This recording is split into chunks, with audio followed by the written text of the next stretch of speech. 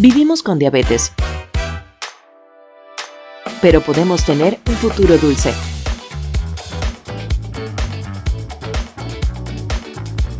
Felices fiestas. Esa es la manera adecuada de empezar este nuevo episodio, nuestro segundo episodio de No Soy de Azúcar podcast. Ya el ambiente huele a canela, todo lleno de luces por donde miremos y nosotros aquí felices de compartirte este nuevo episodio. Soy Madeline Arnaud y junto a mí, mi estimada Wendy Cepeda. Hola Madeline, feliz Navidad, señores, y por ahí viene el año nuevo. Y resulta que en este segundo episodio queremos hablar, señores, de la comida de Navidad. Claro. La comida de Navidad y de Año Nuevo y el estrés glicémico que eso provoca en nosotros las personas que vivimos con la condición. Y para eso tenemos una persona muy especial para todos nosotros en la fundación.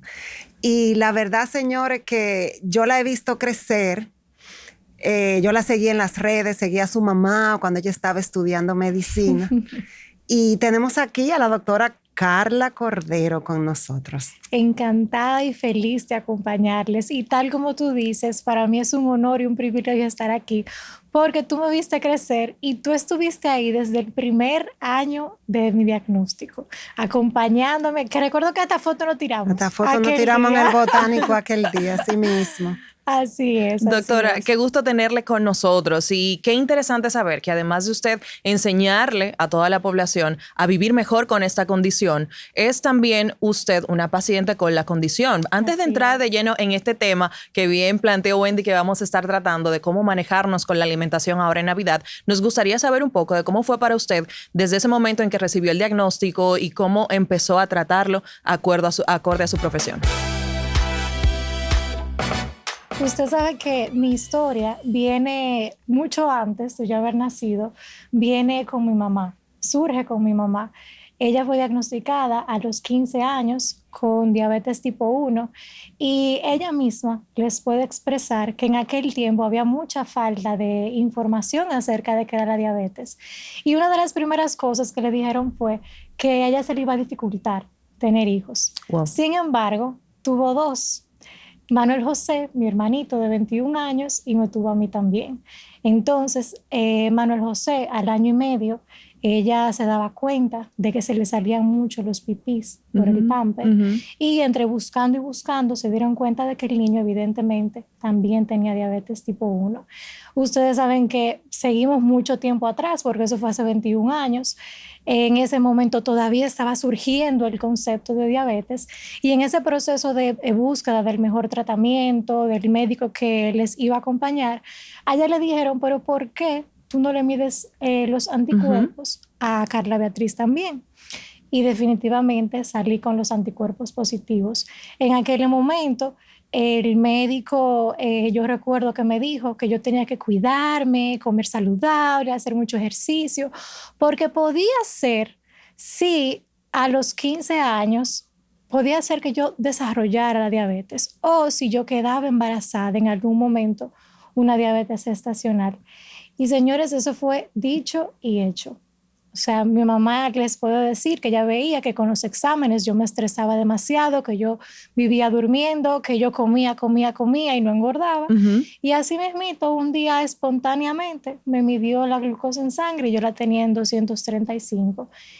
¿Qué edad tenía ella para ese entonces? 15 años, Okay. O sea, los mismos 15 años. ¿Cómo fue para una niña de 15 años recibir un diagnóstico como ese, a pesar de que sabíamos que ya en la familia lo padecía su mamá, lo vimos también en su hermano, pero me imagino que debió ser impactante a esa edad de la adolescencia? Fue impactante para todos al yo ser la tercera persona de la familia con diabetes.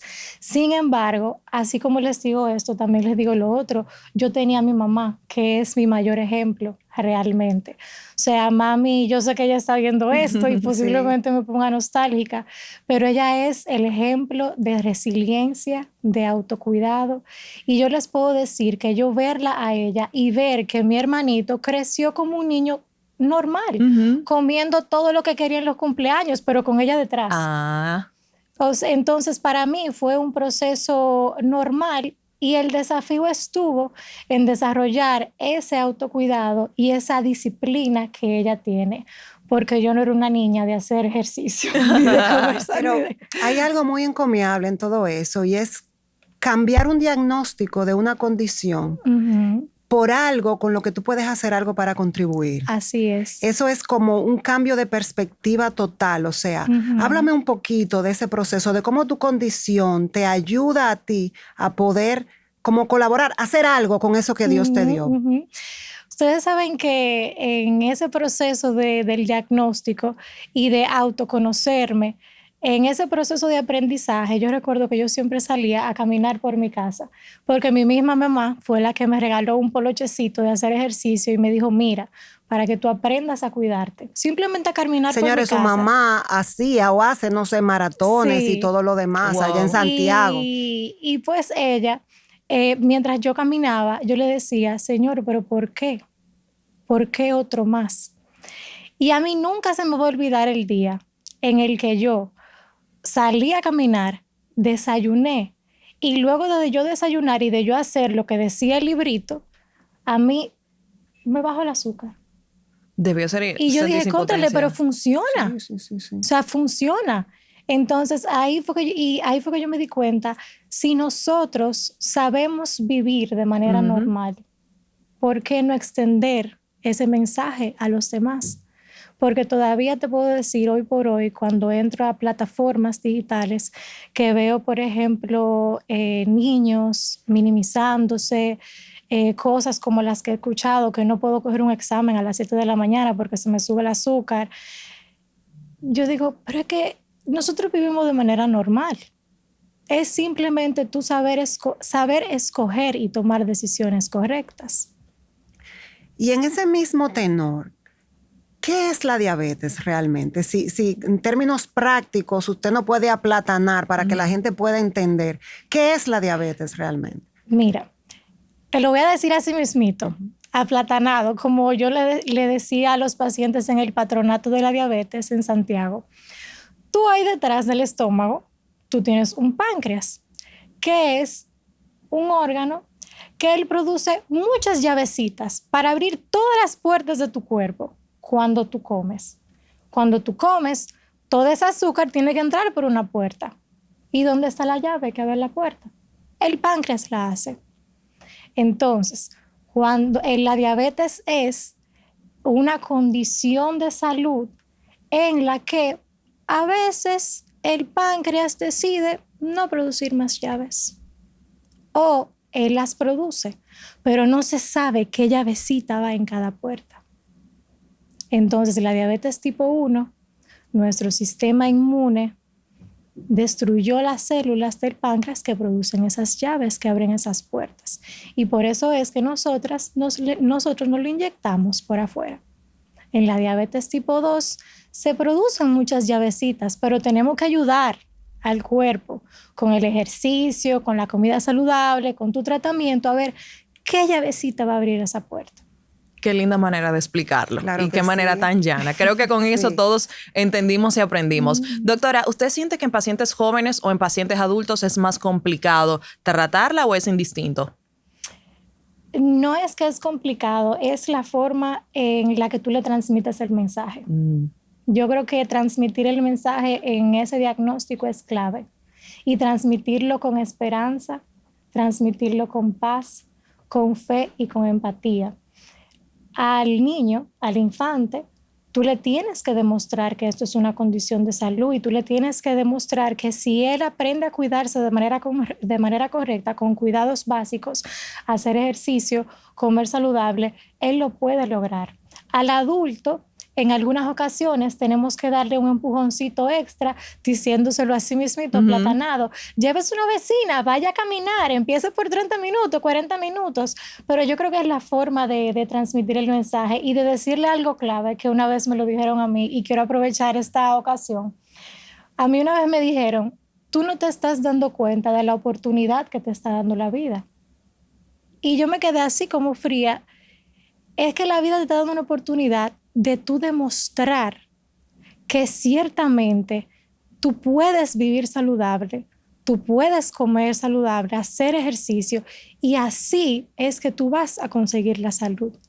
Tú estás viviendo algo que no viven otros. Tú estás comiendo desde ahora saludable Y ya cuando tú salgas a la calle y tú veas a una persona comiéndose una yaroba, comiéndose 3 sándwiches, tú vas a decir... De mí no va a "Cónchale, estar pero hablando, ese no doctora. pero ese no sabe lo que se está haciendo". Eso es una oportunidad que te está dando la vida. Qué Sí. bonito que la vida pueda brindarte un propósito a tan temprana edad. Sí. A veces nos ¿Verdad? pasamos la Gracias. vida tratando nosotros de buscar el propósito y sin encontrarlo. Qué bueno que con ese diagnóstico, ¿no? Que puede ser bastante traumático para un adolescente, el tiempo y la vida te haya dado ese propósito. Sí, así es. Y en ese mismo tenor, ¿qué puede hacer una persona? O sea, ¿qué es lo más importante que puede hacer una persona a nivel emocional para entender y poder sobrellevar un diagnóstico como el tuyo? Yo entiendo que lo más importante es vivir el duelo.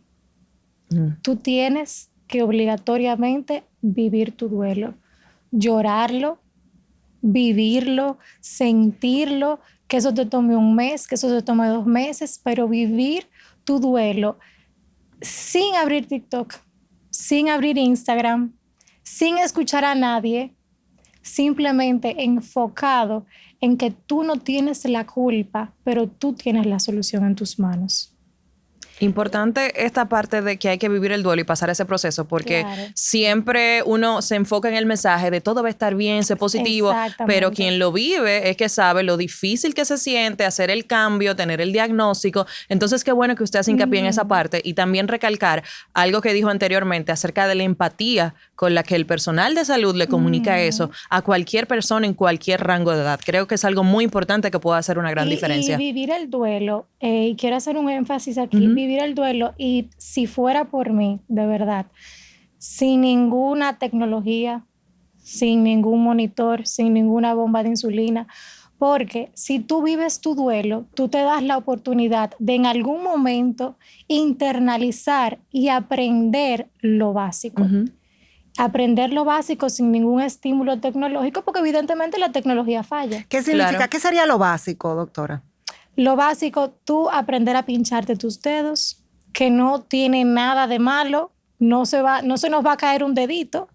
Antes todos nosotros aprendimos pinchándonos los dedos y no se nos cayeron los yo deditos. decía, si yo entro mis dedos en una cantinita con agua, salen burbujitas. Ay, hombre. Y yo cuando fui a poner mi primer dedo en la cédula, que no me lo cogía la huella, pero no se nos cayeron los dedos. Claro, estaba Ahora ahí. satanizamos pincharnos los dedos, cuando antes era lo más normal. Sí. Ponernos nuestra insulina de manera externa con una jeringuilla, eso es básico. Y aprender el principio del plato saludable. Vegetales, proteínas que vienen siendo carnes y 1 cucharón o 2 cucharones de tu carbohidrato de preferencia, de tu víveres, de tu cereal. Eso sería lo básico. ¿Qué? Pero la doctora... Después tú busca todos los videos de TikTok que tú quieras ver. Toda la receta espectacular, todo. Pero después, por favor. La doctora dijo algo importante, Wendy, su carbohidrato, víveres, arroz. ¿Yo puedo poner ese plato teniendo diabetes? Doctora, creo que ya debemos ir entrando en tema, Entrando ¿verdad, en Wendy? Sé que tema. hay gente ansiosa. Entonces quisiéramos justamente saber, dentro de todo ese conocimiento que tanto por su profesión como por tener la condición también usted ha aprendido, ¿qué ha sido ese mito como más grande que usted ha visto dentro de la alimentación de una persona con diabetes, que usted luego descubrió, estudió, aprendió y dijo, no, esto es totalmente falso? Cuando yo estuve en el patronato, nunca se me va a olvidar un paciente que me dijo, no, doctora, ¿por qué que yo no puedo? ¿Cómo a usted se le ocurre que yo puedo comer arroz? Porque es que eso me come los nervios. ¿Y qué te respondió, doctora? Yo me quedé pausada, así. Como se dice ahora, seca. Yo me quedé seca. Sí. Porque que yo puedo. Y así tan colocado, son como los nervios. Evidentemente, sí, en la fisiopatología se describe, en la medicina interna, que si tú duras mucho tiempo con el azúcar alta, pues se van a ver afectados los nervios, pero no que el carbohidrato, el azúcar, te va a comer literalmente ese nervio. Y todavía, si usted supiera que todavía no le encuentro motivo, se escuché que los pacientes con diabetes no pueden comer huevo. Pero eso es proteína. Porque desarrollan pie diabético. Nunca, de verdad, todavía no le encuentro el sentido. Son de esas cosas que tú escuchas en la vida que tú... Hay Y mira, muchos mitos. muchos, de verdad, muchos. Y tantos que uno pudiera buscarle el sentido, pero hay otros que... Ni jalándolo por los Porque moños, al buen contrario, dominicano. eso es lo que uno le dice a los pacientes que tienen cicatrices. No, como vamos mucha proteína, vamos. Y de verdad nunca lo he podido encontrar el sentido. Y en esa misma línea, con el tema de los mitos, señores, vienen las comidas de ahora de Navidad, los pasteles en hoja, Ay, ese la ensalada cerdito, el rusa, morito de guandule. el moro de guandule, el moro de habichuela negra, el cerdito relleno. O sea, háblenos de qué se puede comer, cómo se puede hacer. ¿Cómo equilibrar ese plato que usted mencionaba? De que debe llevar esto y aquello. Dijiste la palabra clave. Mira, se puede comer, y voy a ver directamente a la cámara para decir Ese esto. mismo. Se puede comer absolutamente todo. Al contrario, come, no dejes de comer. Porque si dejaste de comer, te vas a sentir que estás enfermo. Y esto no es una enfermedad, eso es una condición de salud. Mientras tú me comas y te saques eso de la cabeza, ya tú tienes un pleito, como decimos allá en Santiago, un pleito ganado. Ahora bien, si vas a comer, hazlo con conciencia. Y acuérdate de mí en esto. Ok, estás frente a tu mesa de Navidad. Tenemos que si la ensalada de coditos, el arroz, el pastelón, la ensalada, la carne. ¿Qué vas a hacer? Tú decides. O como pastelón o como ensalada de coditos. Ah, pero yo quiero los dos. Sencillo. Mitad de ese cucharón coditos y un chin de pastelón. Ahora, ¿tú quieres arroz? Entonces, perfecto, vamos a hacer lo mismo, pero vamos a hacerlo con el arroz. Y le tengo otra cosa, siempre viene un recalentado. Por supuesto, Ay, sí. doctora. Entonces, Sin eso no hay eso es lo Navidad. más bueno, Ah, sin qué eso bueno no que hay lo no sepa. Navidad. comemos el eso. arrocito, no comemos ese chin de pastelón que teníamos deseo y ya el otro día nos comemos lo otro. Ahora bien, ¿qué no te puede faltar? Ni tus vegetales, que son tu fibra, ni tu carne, que es tu proteína. Eso no te me puede faltar. Doctora, antes de usted continuar, me gustaría que para que a nivel visual uno se lleve como la imagen de cómo debería ser, hablemos de repente de porcentajes o imaginándonos el plato. Mira, la mitad del plato tiene que tener Exacto. vegetales. Porque diciéndonos que medio cucharón o de repente de pastelón o de tal o cual cosa. Depende del tamaño de repente del cucharón. Exacto, nos pudiéramos perder un Sí. poquito. Pero si habláramos de porcentajes en ese plato, ¿cómo debería estar organizado para Por que sea ejemplo, ideal? tú tienes el plato, el redondo. Tú te vas a enfocar que la mitad sea, así como mencionas, sea vegetales. Entonces, la otra mitad la vas a dividir en dos. Y ahí tú vas a incluir tu carne y luego vas a incluir tu carbohidrato, que viene siendo tu cereal, tu víveres, lo que gustes. Una técnica que a mí me gusta, la aplico yo y también mis pacientes. Por ejemplo, podemos mezclar los vegetales con la carnita y eso es lo primero que nos vamos a comer del plato, porque sí se ha demostrado que el tiempo de digestión de los alimentos influye. Por ejemplo, tú tienes una copa de agua. Imagínate que esa copa de agua es tu estómago. Entonces, si lo primero que tú le echas es los vegetales, después le echas la proteína tarda más en digerirse que los carbohidratos. Entonces, por encima, ya al final tú te comes tu pedacito de víveres, de arrocito, pero primero cómete el vegetal y la proteína. Te va a mantener saciada mucho más tiempo porque tarda más en digerirse. En digerirse. Y esto es indistinto de si es un paciente con diabetes tipo 1 o diabetes tipo 2. Indistinto. Ok. O sea, incluso aplica para todas las personas. Excelente. Para todas las personas, sí. Y en ese mismo orden de los alimentos, doctora, quisiera saber algo. Tengo un familiar muy querido que tiene diabetes y le he escuchado hablar de que tampoco puede comer grasa porque esa grasa se puede convertir en azúcar.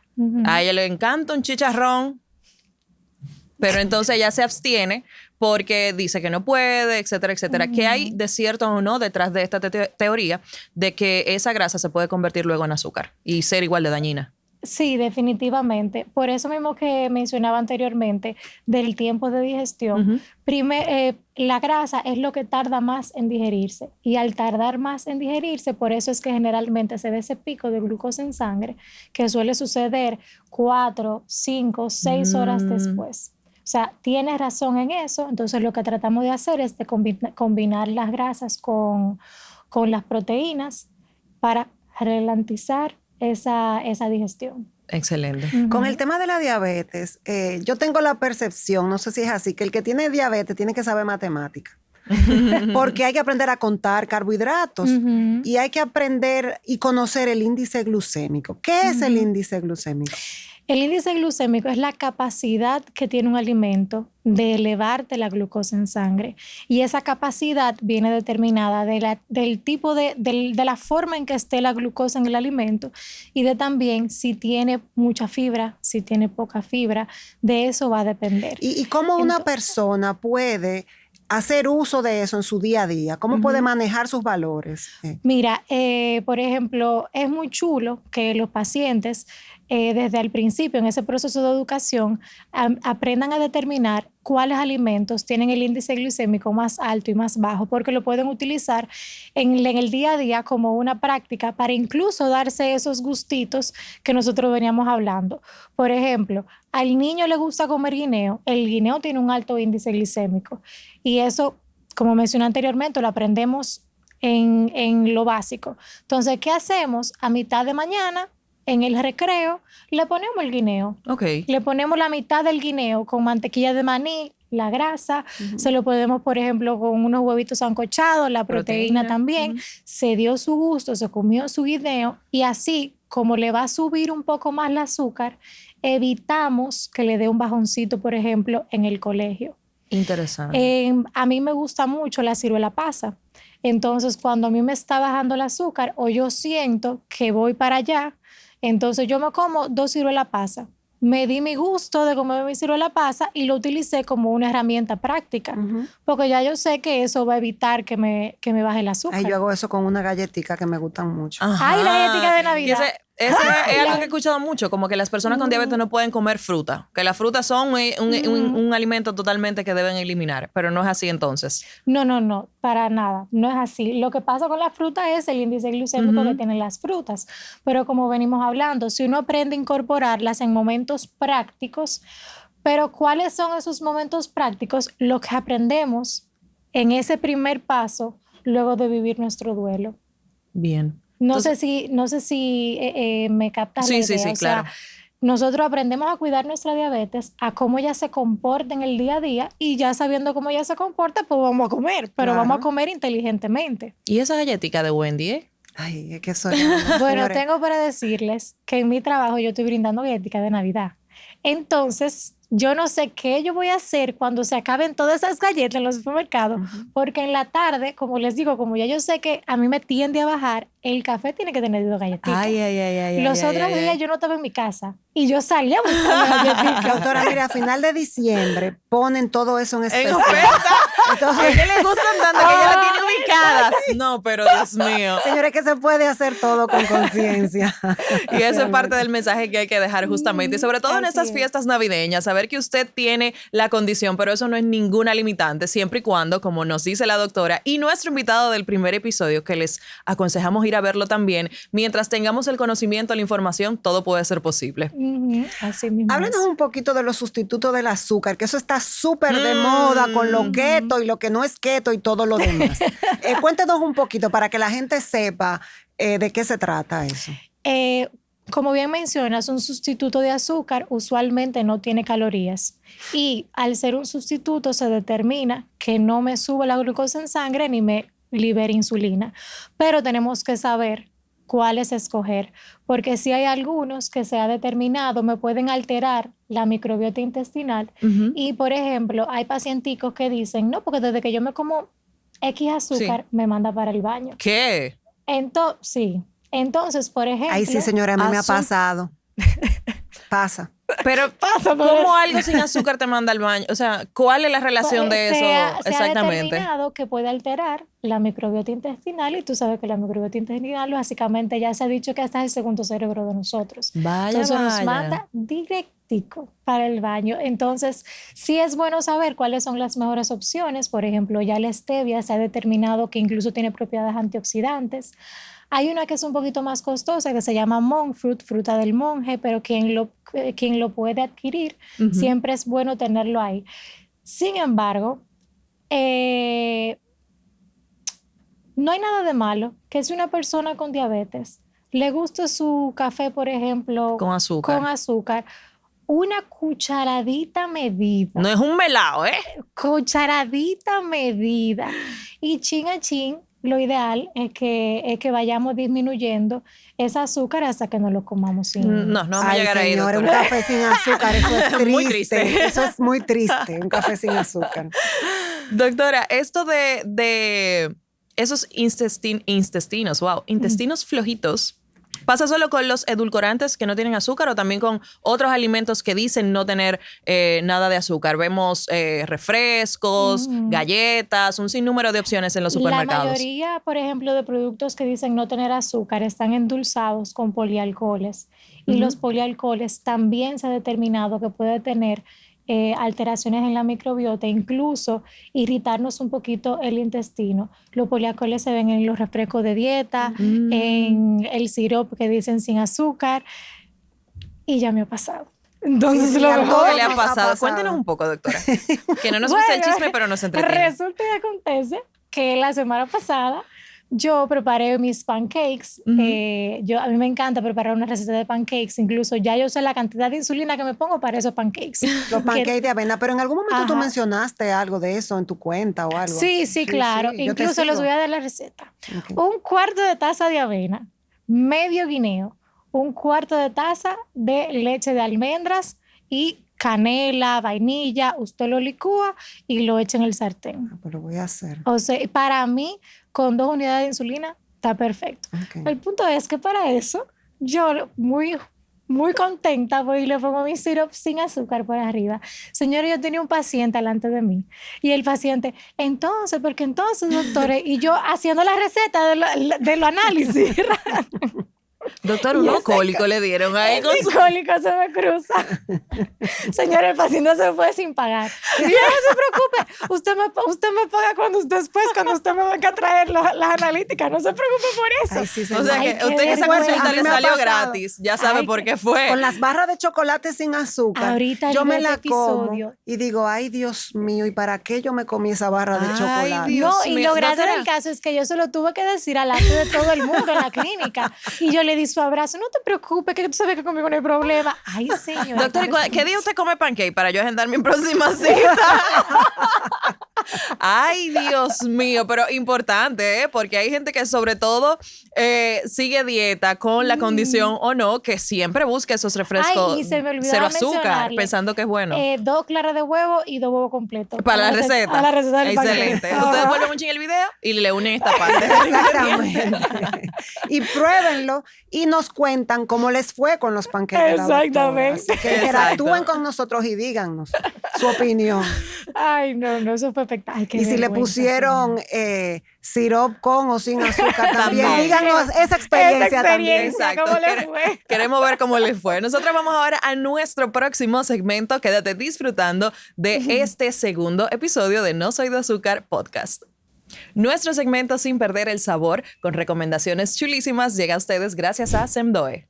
Semdoe evoluciona y se transforma en un centro hospitalario con la puesta en funcionamiento de nuevas áreas asistenciales que próximamente estarán disponibles. Estas incluirán la apertura de una unidad de emergencias, servicios de hospitalización, quirófanos de alta complejidad, unidad de cuidados intensivos, sala de hemodinamia y áreas diagnósticas ampliadas. Con esta transformación, Semdoe iniciará una nueva fase en su evolución institucional, fortaleciendo su capacidad para ofrecer una atención más completa, continua y oportuna bajo los más altos estándares internacionales de calidad y seguridad del paciente. Y a ti que tienes diabetes, cuéntanos y déjanos en los comentarios qué oportunidad tú entiendes que te dio la diabetes en la vida. Señores, aquí estamos en nuestro segmento Sin Perder el Sabor con la doctora Carla Cordero. Estamos aquí y queremos que ella nos diga y nos hable un poquito qué recomendaciones, qué consejos le puede dar a las personas.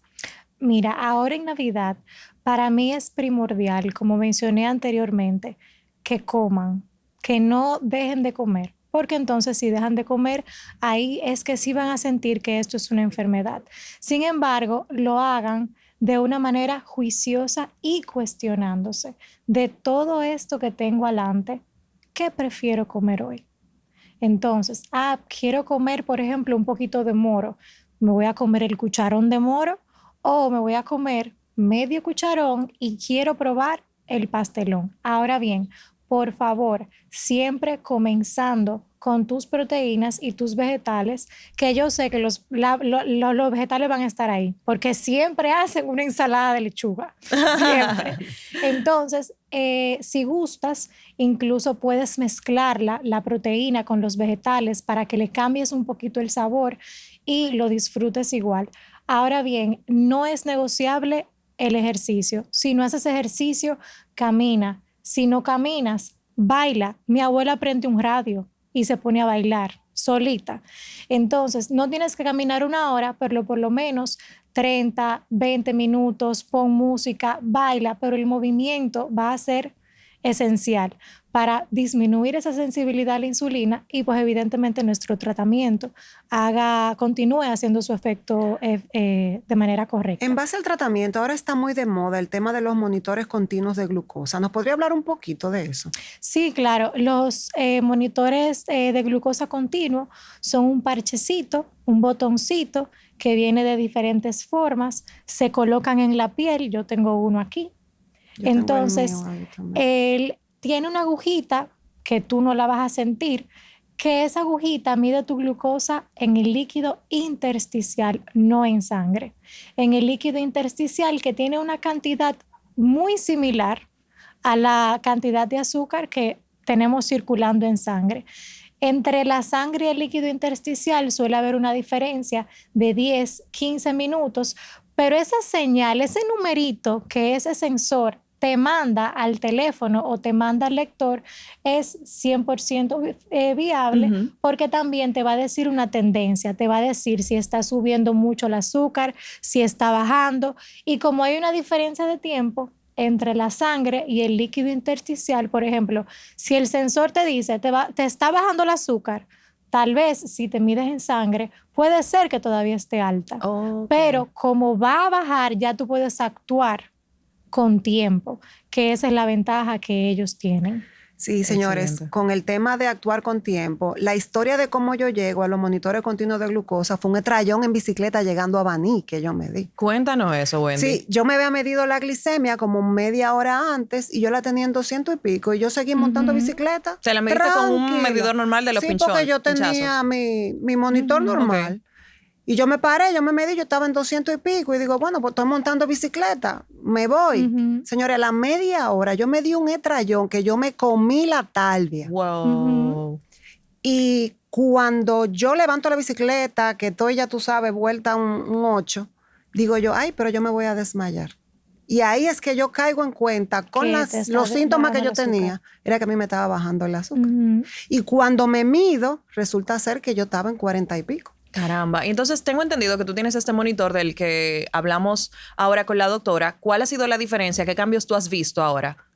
Bueno, que puedo tomar decisiones de una manera más informada. En la diabetes la información te da poder. Entonces, por ejemplo, te avisa si te va a subir, si te va a bajar. Entonces, tú sabes más o menos cómo poder llevar el tratamiento en base a los valores que te da. Claro. Excelente. Claro, Doctora, nosotros queremos ya sus recomendaciones finales para la audiencia que está disfrutando de este segundo episodio en estas fiestas navideñas. ¿Cómo tener esa opción de comer de manera adecuada para mantener sus niveles y disfrutar también de estas fiestas navideñas junto a los amigos y la familia? Pueden comer de todo, como mencionado anteriormente, con conciencia.